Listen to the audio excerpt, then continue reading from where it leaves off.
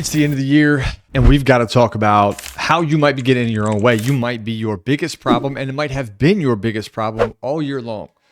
That's got to change. I've spent a lot of time at the end of the year, over the last several years, learning how best to leverage every single drop of the experience, the wisdom, the failures, and the magic that happens in the course of a year. A year is a long time, especially if you're on the pursuit of growth, where sometimes weeks go so fast, and also years contain so much information. Well, how do you parse through it and make a great reflection? I'm going to teach you how right here, right now. The end of year reflection exercise that we built, it's called the High Achiever's Guide to a Level 10 End of Year Reflection, is a really simple outline of how to do this. So I'm going to walk you through what it looks like so you can get underway with it. You can download it below in our history of working with entrepreneurs, right? Helping them solve their biggest problem themselves, or better said, helping you solve your biggest problem, you. We've learned a methodology to help you reflect better. Now, this entire exercise is coupled with a very exciting tool to share. It's our dream builder. It's our metric system. It's our habit tracker that combines everything that we're going to talk about into a structure and an automated system to allow you to track your goals for the future. So you can also download that. It's in the very first page. You'll see a link at the very bottom. If you want a full roadmap and a link to my personal tracking sheet, it's there. So you've got tons of tools here to help you take your year reflection and let it inform a very powerful next year for you. Let's talk about my experience with reflections and what I've learned along the way. I used to take a couple hours, maybe 3, and I would sit down and I would go over what I've remembered from the year.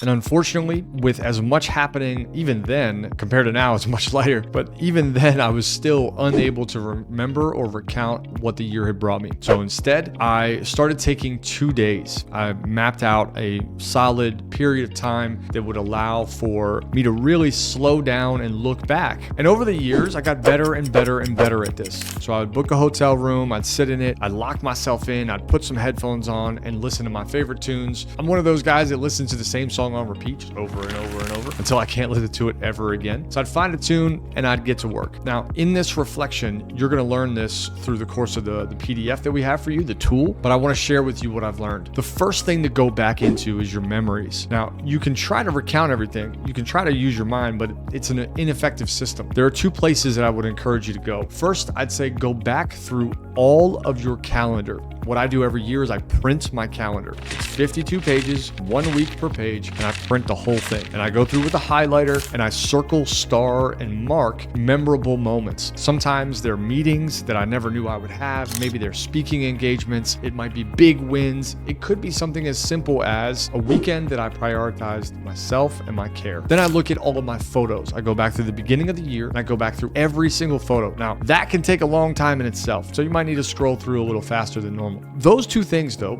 your calendar and your photos, represent a good half of what happens in a year. The other place I look is my bank statement. So I look at all the transactions, I print them out, go through all my major credit card statements, and I look at what I'm spending my money on. Because if I know my time, I know my money, and I can see where my energy went, I can get a good synopsis of my memories for the year. That's part 1 of the end of year reflection. Really looking at your memories, writing down anything that you can find. The magic of what happens in a year is all in looking at your memories. Once you have documented all that, the next step is to look at the moves that you made. What strategy did you deploy looking back? In hindsight, we can kind of connect some more dots, right? They say hindsight's 20/20. And in looking back, you can see what decisions did you decide to make? What are you happy about? What would you do differently if you were forced to make the same choice? When you look at the moves that you made, the big decisions, for us, looking back, even just this year, I could say, we're kicking off a podcast. You'll learn about that very soon. We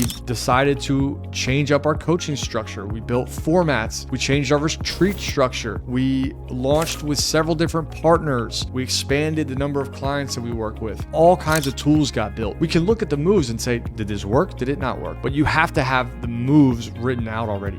So the memories part being first is critical. Next, write out your magic. Here's how I would describe magic. We almost need to look at what am I proud of? What did I do this year that I feel very good about? I love thinking about this because I'm incredibly hard on myself. Man, I like completely berate myself on a regular basis. It's just my inner narrative. And I do that and I have to mind it, because if I let that voice take over, I can be a very negative person. That has to be harnessed, right? We have to understand that. And that negative voice is a whole other conversation that we're going to have, especially on the podcast. We all have a negative voice. But if I look at what I'm proud of, what I created this year, what amazing opportunities exist ahead of me because of the foundation that I laid this year, I can start to change that negative voice into a positive one. So rather than saying you didn't get enough done this year, you're not far enough, you didn't achieve as much as you wanted, the goals I set are crazy. Of course you didn't get them all. I've learned that's a good thing. It's also a good thing to reflect on that magic, what you're proud of and what you can now do because of what you've done this year. From there, we have a really good baseline. That's essentially looking backwards. We look at our year and we say, wow, I've come really far. I can move forward from here. This allows us to then take the relevant information, the juice, right? And like now we can put it somewhere valuable into the next year. So once you've done part one, we go to part two. And in part two, we really start to look at how we can make our year. So part one is to do the reflection of our memories. Part two of this is to look at our moves, our strategies, our implementation, and our magic.